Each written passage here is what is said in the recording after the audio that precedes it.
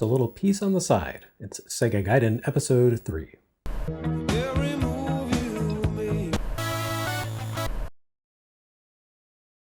Before we advance any further into NES Works 1988, there's a little catch-up work that needs to be done.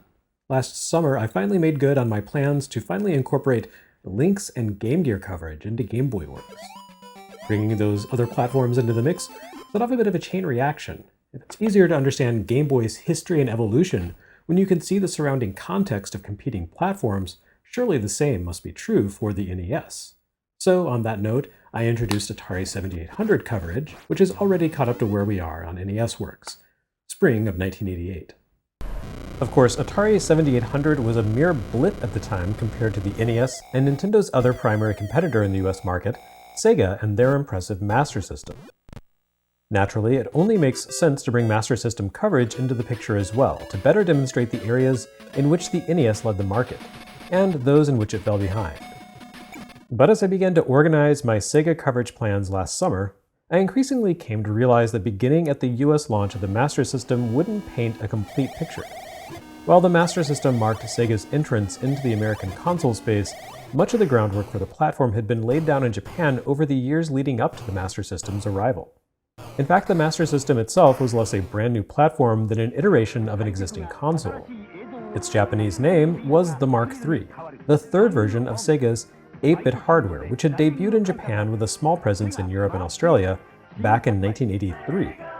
The Sega SG-1000 console will be unfamiliar to most American gamers, but the dozens of games Sega published for the system laid the groundwork for the Master System. Not only that, but the console quietly bridged two eras: the early arcade creations that established Sega as a gaming powerhouse, and the mid-80s consoles and arcade works that competed with Nintendo.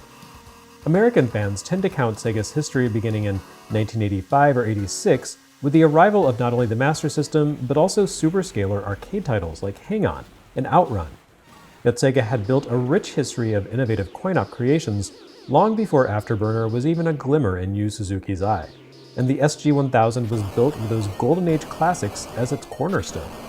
Over the next few months, we're going to explore the SG-1000's library, as well as taking a look at the Famicom releases it competed with, right up until the debut of the American NES at the end of 1985. At that point, we'll continue looking strictly at the US market, forging ahead with NES Works 1988, while also surveying the history of the Master System in the US. This is going to be a pretty intense side excursion. My hope is that in looking back to the Japanese side prehistory of the Master System and NES, I'll be able to provide a better sense of what console gaming in the late 80s and early 90s was truly about.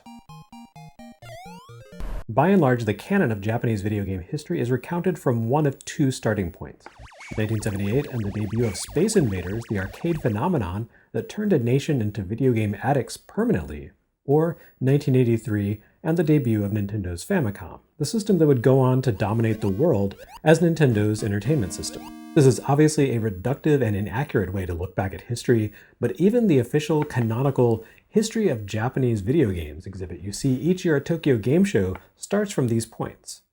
Arcade games existed in Japan before Space Invaders, of course, and Famicom wasn't the first console to go on sale there. It's just that these two events loom large in the country's collective memory, crowding out creations that failed to make much of an impression. Things like the Pong clones of the mid-70s, or Epic's Cassette Vision console. But it could have gone a much different way. Though Japanese consumers went to the store on July 15, 1983 and saw the Famicom and its launch games lining shelves for the first time, that system wasn't there alone. There, on those same shelves, debuting the same day, was an equally enticing device from a company with arguably even more arcade clout than Nintendo: Sega and their SG-1000. In many respects, the SG-1000 would be a more aggressive and enticing platform than Famicom throughout 1983. We've already looked at the Famicom's 1983 catalog in an older episode of NES Works Gaiden. The system saw a total of 9 games between July and December. The SG-1000, on the other hand, had more than twice that many. Sega published a grand total of 21 SG-1000 games in 1983 alone. Not only that, but the SG-1000 also came in a family-oriented variant, the SC-3000, a home computer based on the core of the console. Nintendo called its system the Family Computer, but that wouldn't actually be true until the following year and the launch of the Family Basic keyboard and cassette recorder. Sega, on the other hand, sold its platform as a proper computer from day one. The SG-1000 could also be converted into a de facto SC-3000 with an add-on keyboard peripheral, the SK-1100. This add-on boosted the system's capabilities much the way that Coleco's long-delayed expansion module 3 promised to transform the American ColecoVision console into an Atom home computer. That's surely not a coincidence. Internally, the SG-1000 hardware was almost exactly identical to ColecoVision, all the way down to the identically clocked Zilog Z80 processors and Texas Instruments video chips. The internet offers a couple of conflicting stories about the SG-1000's origins. Some suggest the console had briefly been test marketed in 1981 before being shelved for 2 years, while others suggest that Sega had approached Coleco about distributing the ColecoVision in Japan before simply copying the other company's design for their own homegrown console. The latter theory actually seems more likely, if only for the profound unlikelihood of two manufacturers on opposite sides of the world independently arriving at an identical console architecture spec at the same time. Whatever the case, the distinctions between the two systems were fairly clear from the outset. The SG-1000 offered less impressive graphics than the Famicom. The hardware lacked support for smooth scrolling, and its sprites were simply monochromatic, versus the hardware-level scrolling and 4-color sprites of the NES. However, what the SG-1000 lacked in power, it more than made up for with a tremendous software library and flexible use options right from the outset. Consumers who wanted a pure console experience could choose from nearly 24 games through the end of 1983, while those who wanted a little more functionality from their investment could go with the computer option and add on external storage, a printer, and more. What Nintendo had in its favor, at least on day one, was name recognition and home distribution clout. The Famicom led with its strongest hand, cartridge conversions of 3 of Nintendo's most recent and most impressive arcade titles, with a near-simultaneous port of its new coin-op release Mario Bros. Following shortly after.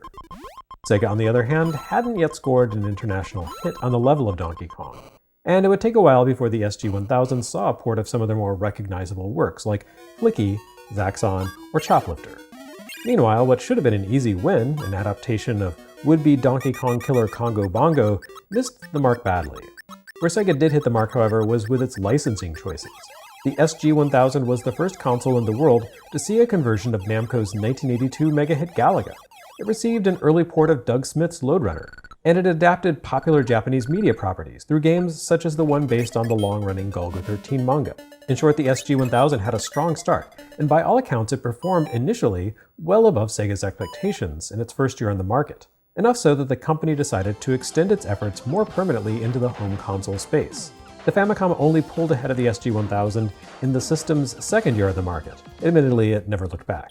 Nintendo had a technical advantage over Sega, as the Famicom hardware was able to accommodate more ambitious games than the simple arcade ports it hosted throughout 1983, and Nintendo had a few business advantages as well. For starters, Nintendo already had intimate familiarity with the home market, having been a toy company for the previous 20 years or so, with a big part of their business centering on standalone consoles and the Game & Watch line. At the same time, Nintendo also opened the Famicom platform to third-party publishing, and attracted heavy hitters like Hudson and Namco, while Sega insisted on publishing everything for SG-1000, including games developed by partners, under their own label. But contrary to the all-or-nothing attitudes of console warriors, the video game business is about earning a profit rather than dominating the competition. The SG-1000 was profitable, and its variants would serve as the backbone of Sega's home business for more than half a decade when the Mega Drive launched. And even then, the Mega Drive used the SG-1000's Z80 processor to drive its sound hardware, providing some hardware-level backward compatibility with the company's 8-bit family. While decidedly flawed, the hardware would mutate into the Mark III and Master System through a succession of design corrections, the SG-1000 gave Sega the experience, presence, and confidence it needed to become a major force in console gaming through the remainder of the 20th century. So maybe Kazuma Kiryu rarely dabbles in this particular area of Sega gaming history, but without the company's first console, would there even be a Kazuma Kiryu?